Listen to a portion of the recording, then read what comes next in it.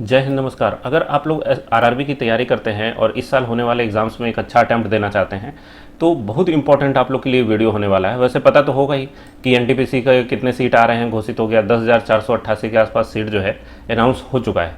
तो बहुत अच्छा अपॉर्चुनिटी है, इसको मिस नहीं करना है। और एग्ज़ाम की तैयारी में बहुत इंपॉर्टेंट पार्ट होता है प्रीवियस ईयर क्वेश्चन का। पिछले वर्षों में जो सवाल पूछे गए हैं उसको किस तरीके से क्वेश्चन आते हैं, उसको हम लोग कैसे टैकल करेंगे, कैसे उसको सॉल्व करना है एग्जाम में, तो काफ़ी इंपॉर्टेंट रहने वाला है। अगर आप लोग एवरेज या बिलो देन एवरेज भी हैं स्टूडेंट, इसमें कोई गलत बात नहीं है। किसी का कोई सब्जेक्ट अच्छा होता है, किसी का कोई और अच्छा होता है, तो घबराने का बिल्कुल भी बात नहीं है, क्योंकि हम लोग ऐसे तरीके से पूरा पढ़ेंगे, प्रीवियस ईयर क्वेश्चन करेंगे कि आप लोग को मज़ा आ जाएगा। आप बोलेंगे सर इतना आसान मैथ होता है, कभी सोचा ही नहीं था। ठीक है, तो देखो किस तरीके से सॉल्व करना है। हम लोग शुरू करते हैं। देखो संख्या पद्धति से हम लोग शुरू कर रहे हैं, है ना। यहाँ पे आप देख सकते हैं संख्या पद्धति का स्टार्ट किया है। सारे चैप्टर का हम लोग करेंगे किस तरह क्वेश्चन आते हैं। ठीक है, देखो क्या कहा जा रहा है कि जब संख्या n को 5 से भाग देने पर शेषफल 2 बचता है तो n स्क्वायर को 5 से भाग देने पर शेषफल कितना बचेगा। तो देखो सीधा सीधा बात ये समझो कि बहुत बड़ा अलजेब्रा नहीं आता है। सिंपल ये पता है कि संख्या को भाग दिया तो शेषफल आया 2। संख्या को जब हम लोग वर्ग करेंगे तो शेषफल जो है वो भी तो वर्ग हो जाएगा। मैंने 2 का वर्ग क्या हो जाएगा 4। अब इस 4 में कोई 5 से भाग लगाएगा तो लगेगा तो नहीं, जब भाग नहीं लगता है तो वही संख्या खुद शेषफल हो जाता है। तो आंसर हो गया ऑप्शन नंबर सी। आया बात समझ में। हम थोड़ा सा ट्विस्ट करते हैं। देखो प्रीवियस ईयर क्वेश्चन करने का मतलब ये नहीं है कि वही क्वेश्चन आ जाएगा सेम टू सेम, उससे मिलता जुलता आ सकता है। तो मिलता जुलता क्या क्या आ सकता है उस संभावना को देखिए। जैसे इसमें कहा गया कि शेषफल आएगा 2 बचता है, तो 2 के बदले अगर 3 बचता शेषफल तब क्या होता।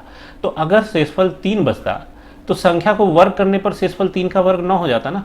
अब इस 9 में फिर 5 से हम लोग भाग देते, क्योंकि अब तो वर्ग हो गया, 9 बन गया, तो अब और भाग लग सकता है। तो 5 से भाग देंगे तो कितनी बार में लगेगा, एक बार में लगेगा। कितना 5 बचा क्या 4 होगा आंसर। फिर 4 आता। आप बोलेंगे नहीं सर ऐसा कैसे, सब में 4 ही थोड़ा ही आएगा। तो देखो शेषफल को 3 के बदले अब 4 करके देख लो। अगर मान लो कि n को 5 से भाग देने पर शेषफल 4 बचता, ठीक है, तो 5 से भाग देने पर अगर 4 बचता तो संख्या का वर्ग करने पर क्या हो जाता है, 4 का वर्ग 16 हो जाता। और इसको 5 से हम लोग भाग करते तो क्या आता, तो 5 से भाग करते तो 5 3 15 और शेषफल क्या बचता 1, तब एक आंसर होता। हाई बात समझ में किस तरीके से चेंज किया जा सकता है। अच्छा अब कोई लड़का एक उठ के ऐसे बोलेगा कि सर 3 4 2 3 4 तो बता दिए, मान लीजिए शेषफल 5 बचता, तब फिर हम क्या बोलते हैं कि भाई शेषफल 5 बचेगा नहीं। क्यों शेषफल 5 नहीं बचेगा, क्योंकि आपको अगर 5 से भाग लगाना है किसी संख्या में और आप शेषफल 5 बचा रहे हैं, इसका मतलब भाग गलत लग रहा है ना। शेषफल 5 बचने का मतलब कि एक बार और भाग लग सकता था। जैसे मान लो कि कोई 15 में भाग लगाता है तो 5 दूना 10 लगाएगा तभी तो 5 आएगा। तो ये तो भाग का तरीका ही गलत हो गया, क्योंकि आप 10 नहीं लगा सकते, आप 5 3 15 लगाइए ना फिर। ठीक है, तो शेषफल क्या बचेगा 0। तो कभी भी वही संख्या शेषफल नहीं बचती है भाग के सवाल में जिससे भाग लगाया जा रहा है, मतलब भाजक के बराबर शेष कभी नहीं आता। इस बात को ध्यान में रखना है ना। यही तो कॉन्सेप्ट है, छोटी छोटी चीजें यही सब सीखने की। पहली 100 धनात्मक पूर्णांक संख्याओं में से कितनी संख्या 3 या 4 से पूर्णतः विभाज्य। देखो ये भी एनटीपीसी में पूछा हुआ है। ठीक है, तो 3 से कितनी संख्या विभाज्य भाई, तो सीधा सीधा काम ये करना है कि 100 में 3 से भाग लगाओ, कितना आएगा 33, और एक शेष बचेगा। तो 33 संख्या जो है वो 3 से भाग लगने वाला है। 100 में 4 से भाग लगाओ तो कितना आएगा भाई 25 संख्या 4 से भाग लगने वाला है। और क्या करना है, 100 में 3 और 4 का एलसीएम मतलब कितना 12। एलसीएम गुना नहीं, एलसीएम याद रखना है। कई बार ऐसी संख्याएं रहेंगी जिसका एलसीएम अलग आएगा, गुना अलग आएगा। इसी में अगर 4 और 6 दे देता, ठीक है, तो एलसीएम होता 12, लेकिन गुना करते तो आता 24। तो गुना वाला नहीं लेना है, एलसीएम वाला लेना है। 3 और 4 का एलसीएम कितना 12, 12 8 96। ये 8 संख्या जो है ये 2 2 बार आएगा। और 33 और 25 कितना हो जाता है भाई 58। इसमें से 8 कम कर दो, 50 हो गया आंसर। बस इतना सा काम करना है। लेकिन आप बोलेंगे सर कुछ समझ में आया नहीं, ये 8 ला के आप घटा क्यों रहे हैं, क्यों ऐसा हो रहा है। तो देखो जब आपके मन में क्यों, कब, कैसे, कितना प्रश्न उठने लगता है तब आप समझिए कि आप सीखने की राह में आगे बढ़ रहे हैं। ठीक है, नहीं तो बस हाँ हो गया बस पढ़ लिए, तो उस तरीके से क्या होगा कि आप सीख नहीं पाएंगे। क्वेश्चन बनाना तो सीख जाएंगे, अच्छा ऐसे ऐसे करना है, लेकिन जब थोड़ा बहुत ट्विस्ट होगा तो फिर समस्या आ सकती है। ठीक है, तो इसलिए कॉन्सेप्ट समझिए। देखो ये 33 संख्याएं जो थी ये कौन सी संख्या थी, 100 में 3 से भाग लगने वाली संख्याएं थी। तो कौन कौन सी भाई, 3 6 9 12 15 18 21 24, इस तरीके से कोई संख्या सब रही होगी। और कहाँ तक जाएगा भाई 99 तक जाएगा। और ये 25 संख्याएं थी 100 में, तो ये कौन कौन सी संख्या है 4 से भाग लगने वाली, 4 8 12, 16, 20, 24 इस तरीके से ये भागता जा रहा है। कहाँ तक जाएगा भाई? तो ये लास्ट 96 तक जाएगा या 100 तक जाएगा, पूरे 100 तक जाएगा। क्योंकि देखो पहली 100 संख्या बोला, 100 से पहले नहीं बोला। अगर क्वेश्चन में लिख देता 100 से पहले, तो फिर 100 से पहले हम लोग 96 लेते हैं। यहाँ पर आ रहा बात समझ में? तो हम लोग 96 तक का ही हिसाब किताब लेते हैं। तो हम लोग देख रहे हैं कि 100 तक में ये 12 जो है ऊपर भी आ रहा है, नीचे भी है। मतलब 3 वाला संख्या जब 33 ठोक गिन रहे थे उसमें भी ये 12 था, और 4 वाला संख्या जब गिन रहे थे तो भी उसमें 12 था। ठीक है, फिर 24 भी आ रहा था दोनों में। तो जब ये 12, 24, 36 ये दो बार काउंट हो रहा है, तो हम लोग एक बार घटा देंगे, सीधी सी बात है। 12, 24, 36 ये 96 तक जो है ये 8 बार ऊपर भी गिना जा रहा था, 8 बार नीचे भी गिना जा रहा था, टोटल 16 बार गिन गया था। तो 16 बार अगर गिना गया था तो एक बार इसमें से कम कर दो। ठीक है, 16 का आधा 8 बार जो है हम लोग कम कर दिए, तो 50 संख्या आया बात समझ में? ये दोनों में आ रहा है, इसका मतलब ये नहीं है कि छोड़ देना है, छोड़ना नहीं है, दो में से एक गिनना है। 2 बार 12 है तो एक बार गिना, 2 बार 24 है तो एक बार गिना। आया बात समझ में? ये हुआ क्वेश्चन। अब देखो अगला क्वेश्चन क्या है, ये भी देखो एनटीपीसी का पूछा हुआ है। 1 से 700 के बीच कितनी संख्या है 17 से पूर्णतः विभाज्य है। ठीक है, तो 17 से भाग लगने वाला संख्या देखना है, तो 700 में 17 से भाग दे लो, कितना आएगा भाई? तो 17 या 51, 17 चौका 68, 2 70, 20, 17 एकम 17, 3 20, 3 शेष बच रहा है। तो 41 संख्या ऐसा मिलेगा जो 1 से 700 के बीच होगा। आंसर हो गया ऑप्शन नंबर बी। ठीक है, अच्छा अब अगर आप बोलेंगे कि सर ये तो ठीक है, लेकिन कई बार क्वेश्चन ऐसा दिख जाता है कि 1 से नहीं 100 से शुरू हो जा रहा है, 100 से 700 के बीच। तब देखो हम लोग क्या करेंगे कि 100 से 700 के बीच कितनी संख्याएं हैं, तो 100 तक 100 के पहले पहले कितनी संख्या है उसको हम लोग घटा देंगे टोटल में से। जैसे 700 तक में टोटल 41 संख्या था, 100 तक में 17 से भाग लगने वाला कितना संख्या होगा भाई? तो 17 पचे 85 या 17 छक हो जाता है 102, 100 से ऊपर चल गया तो 17 पचे 85। अब 41 में से 5 घटेगा तो आ जाएगा 36। 36 संख्या होगा 100 से 700 तक। आए बात समझो? कितना सिंपल है। बड़ा वाला संख्या में भाग दे लो, छोटा वाला संख्या में भाग दे लो, घटा लो, खत्म हो गया बात। अब इसी को जो ज़्यादा पढ़ने वाले लड़के होते हैं वो क्या बोलेंगे कि सबसे पहला संख्या कौन होगा 100 के बाद, वो निकालेंगे तो 102। सबसे अंतिम संख्या कौन होगा, तो 700 में भाग दिया था 17 से, तो 2 से 3 शेषफल बच रहा था, तो 697 जो है अंतिम संख्या होगा। फिर एक खतरनाक सा फॉर्मूला बोलेंगे कि L बराबर होता है A plus N minus 1 into D. L कहाँ क्या है? लास्ट टर्म 697, पहला टर्म है 102 plus n minus 1 into difference कितना, तो भाई सब 17 के डिफरेंस पे बढ़ेगा। 102 के बाद अगला 119 आएगा, है ना? इस तरीके से ये बढ़ेगा। तो सब में अंतर कितना है? 17 का। ये सब करके फिर बड़ी मुश्किल से निकाल के लाएंगे n का मान 36। ठीक है, तो इतना झमेला से आप लोग को बचा सके हम, इसीलिए यूट्यूब के चैनल पर है। ठीक है, तो आपकी तकलीफ़ों को हम अपनी तकलीफ समझते हुए कम करने का कोशिश करते रहते हैं। ठीक है, अब देखो 19 का पावर 300, देखो जब ऑफलाइन आप पढ़ाते थे तो छोड़ दिया, काफ़ी टाइम हो गया। ठीक है, तो ये सब समस्या जो आपके सामने हम बता रहे हैं ना कि मन में ऐसा आता होगा, ये आता था लड़कों को, और उसी अनुभव से सीखा है क्या क्या चीज़ लोगों के दिमाग में चल सकता है। ठीक है, उन सब चीज़ों का सॉल्यूशन आपको दिया जाएगा पूरे तरीके से, आपके दिमाग में जो भी आएगा। बाकी आप कमेंट में भी पूछ सकते हैं अगर कोई, उससे मेरे भी ज्ञान में वृद्धि होती है कि अच्छा इस तरह का भी प्रॉब्लम हो सकता है। ठीक है, अब देखो 19 का पावर 300 को 20 से विभाजित करने पर शेषफल कितना होगा, नहीं पता है, बहुत बड़ा बाइनोमियल एक्सपेंशन। ठीक है, तब क्या करेंगे, देखो सीधा सीधा बात है। ठीक है, सीधा सीधा बात यह है कि 19 जो है 20 से 1 कम है ना? 20 घटाओ 1 को कहते हैं 19, और इसका पावर है 300। अब बटा में किससे? 20 से ही भाग देना है। ठीक है, तो इसमें जो शेषफल आएगा ना वो -1 का पावर 300 होगा। -1 कौन वाला? ये वाला। ठीक है, ये वाला जो -1 है उसका पावर 300। तो किसी भी नेगेटिव संख्या का पावर अगर इवन नंबर होता है, सम संख्या होता है, तो संख्या पॉजिटिव हो जाती है, प्लस हो जाती है। और 1 का पावर 300 करो या 3 लाख करो, 3 करोड़ कर दो, अनंत कर दो, रहेगा वो एक ही। ठीक है, तो आंसर हो गया +1, ऑप्शन नंबर बी। आया बात समझ में? अब ऐसा हो क्यों रहा है? ठीक है, तो महसूस करना है। महसूस ये करना है कि देखो जैसे कोई भी संख्या है a माइनस बी, ठीक है, a माइनस बी का होल स्क्वायर होता है, पढ़े हैं ना बचपन में, a माइनस बी का होल स्क्वायर। तो क्या होता है भाई? a स्क्वायर प्लस नहीं माइनस, चलो इसको मिटा के फिर करते हैं, a स्क्वायर माइनस, देखो होता क्यों है वो आप लोग को समझा रहे हैं, ध्यान से समझना, 2ab प्लस बी स्क्वायर, ये होता है ना। ऊपर देखो कोई संख्या था a माइनस बी, उसका पावर 300 था, ठीक है, 300 मतलब क्या, सम संख्या, यहाँ पावर में क्या दिए हैं 2 मतलब सम संख्या। तो यहाँ पर हम लोग देख रहे हैं कि a अगर कॉमन ले लें तो पहले वाले में से a बचेगा, -2 भी बचेगा, अब प्लस क्या बचेगा, b स्क्वायर। अब इसी संख्या को कोई बोले, इसी संख्या को कोई बोले, देखो यहाँ नीचे कोई संख्या 20 को अगर a मान लोगे तो ये a - b जैसा दिखेगा। इसी संख्या को कोई बोले कि a से भाग लगाना है, तो भाई मेरे a से अगर भाग लगाना चाहोगे तो क्या आएगा, a तो कट जाएगा, ऊपर वाला क्या बचेगा, a - 2b, पहले वाले पार्ट में लग गया। दूसरा वाला पार्ट जो b स्क्वायर है इसमें a से भाग नहीं लगेगा, ठीक है। तो यही तो शेषफल बचेगा, आया बात समझ में। तो पहला वाला हिस्सा तो ये निकल के आ जा रहा है क्योंकि पूरा भाग लग रहा है। तो शेषफल किस पे डिपेंड कर रहा है, ये b स्क्वायर जो है इस पे डिपेंड कर रहा है। तो b क्या है, -1, -1 का पावर जो था इसमें 20 से भाग लगाओगे तो वही शेषफल बचना चाहिए। और -1 का पावर क्या होता है, 1, 1 में 20 से भाग लगाएंगे तो लगेगा नहीं, एक अपने आप शेष बचा हुआ रह जाएगा। तो आया बात समझ में। यहाँ पर पावर 2 हो, 4 हो, 6 हो, 8 हो, 10 हो, 12 हो, कोई भी सम संख्या हो, तो हिसाब किताब यही आना है, अंतिम वाला टर्म बटा संख्या, ठीक है। तो इसलिए इतना कुछ होता है। तो इतना बड़ा कॉन्सेप्ट जिसको नहीं समझ में आया है या नहीं कभी देखे हो सीखे हो, वो बस इतना याद रख सकते हैं कि जो माइनस वाला पार्ट आ रहा है उसका पावर करना है, ठीक है। आया बात समझ में। दोनों चीज़ हम लोग सीखते हुए चल रहे हैं, बहुत आसान वाला तरीका भी और कॉन्सेप्ट भी। निम्नलिखित में कौन सी 3 अंकों की सबसे बड़ी संख्या है जो 13 से विभाज्य है, ठीक है, 13 से भाग लगने वाला संख्या। अब देखो, देखते के साथ दिल जो है वो चिल्ला चिल्ला के कहेगा कि अरे 990 तो कभी नहीं होगा, क्यों, इसमें है 9 गुना 11, 99 गुना 10, इसमें 13 का तो कोई हिसाब किताब ही नहीं है, खत्म हो गया मामला, ठीक है।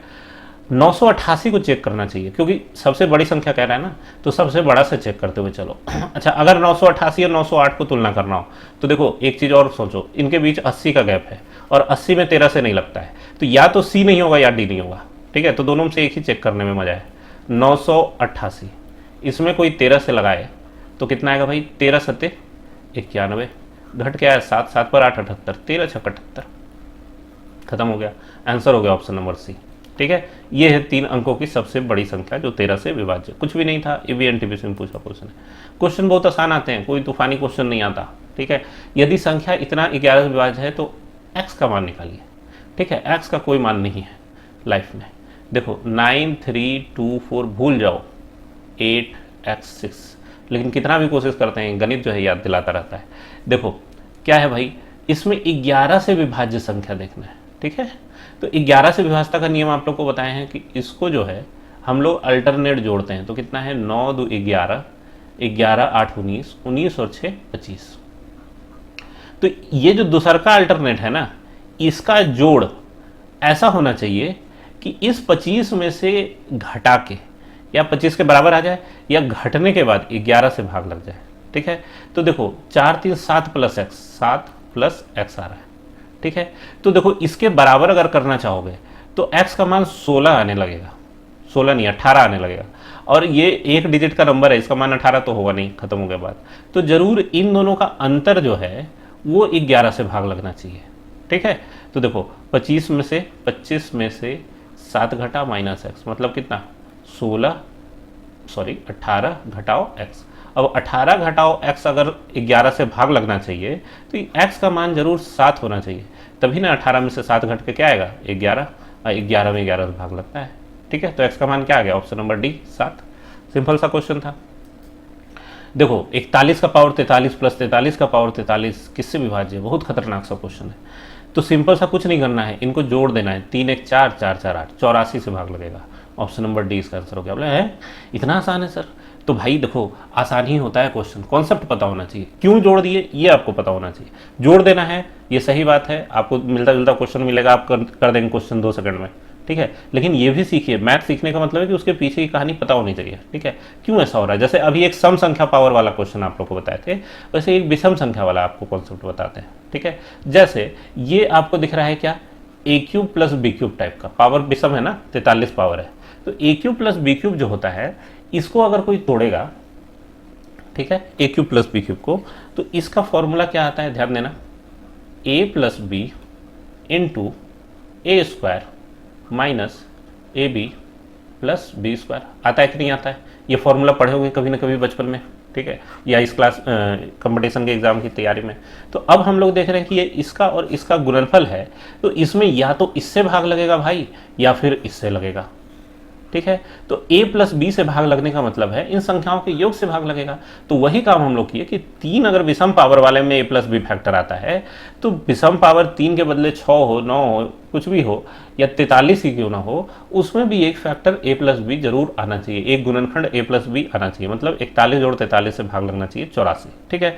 अब आप बोलेंगे कि हाँ सर अब तो समझ में आ गया, लेकिन हम बोलेंगे लो ये 84 नहीं ऑप्शन दिया है, ऑप्शन है 85। ठीक है। तब फिर आप बताओ किससे भाग लगेगा। आप बोलेंगे सर तब तो क्वेश्चन ही गलत हो गया, फिर है ना, क्वेश्चन गलत हो गया। हम बोलेंगे नहीं, क्वेश्चन गलत नहीं है, और ऐसा क्वेश्चन भी पूछा है, आपको दिखा देंगे आगे।